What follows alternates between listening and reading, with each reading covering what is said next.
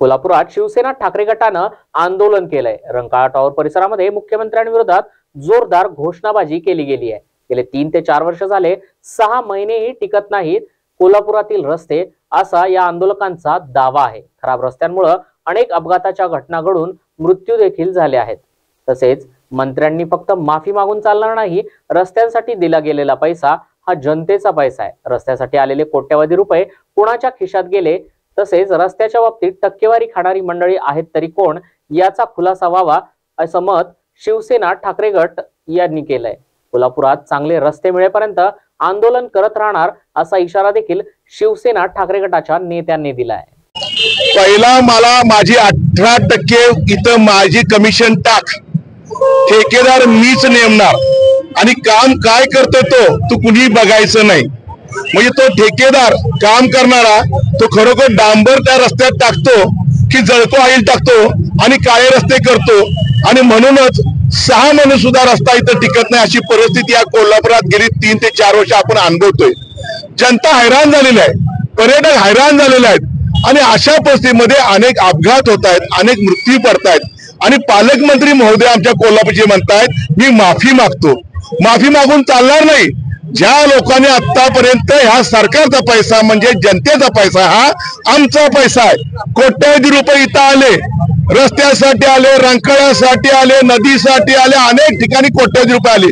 मग पैसे कुठल्या खड्ड्यात गेले, कुणाच्या खिशात गेले, कुणी टक्केवारी खाल्ली? टक्केवारी खाणारी मंडळी कोण आहेत?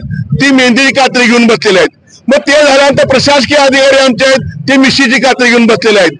मग ठेकेदार मिळलेलं काय करणार आहे? डांबर कुठलं टाकल? तो जळको ऑइल टाकणार आहे।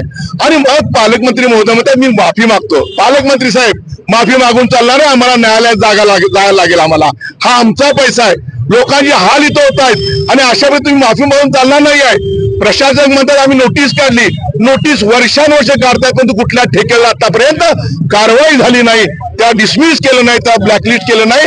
ही आता वस्तुस्थिती कोल्हापुरात आहे। आणि नोटीस म्हणजे काय? रामपुरी चाकू नोटीस काढायची, पैसे घ्यायचं, गप बसायचं। भविष्यामध्ये शिवसेना उद्धव बाळासाहेब ठाकरे जोपर्यंत कोल्हापूरला चांगली सुविधा मिळत नाहीत, चांगले रस्ते मिळत नाहीत, तोपर्यंत आमची ह्याच्या पुढची आंदोलनं प्रशासक, पालकमंत्री जे कोण अधिकारी असतील त्यांच्या विरुद्ध असतील। आणि टक्केवारी खाणाऱ्यांना सुद्धा लक्षात ठेवलं पाहिजे, हे सगळं कोल्हापुरात ज्ञात आहे, कोण काय करते कोण काय करते। हा पैसा आमचा आहे, कुणाचा पैसा नाही सरकारचा, हा टॅक्स मध्ये जमायला पैसा आहे। आम्हाला सुविधा मिळल्याच पाहिजेत, लोकांचे हाल थांबलेच पाहिजे कुठल्या परिस्थितीमध्ये।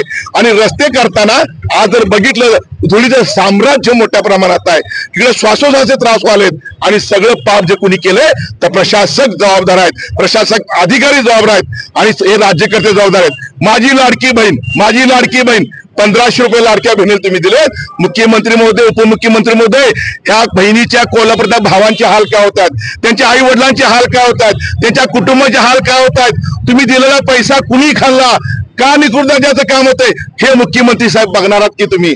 नुसतं बहीण बहीण बहीण करू नका, कोल्हापूरची जनतेकडे सुद्धा आपण लक्ष द्या, अशी तुम्हाला माझी विनंती आहे।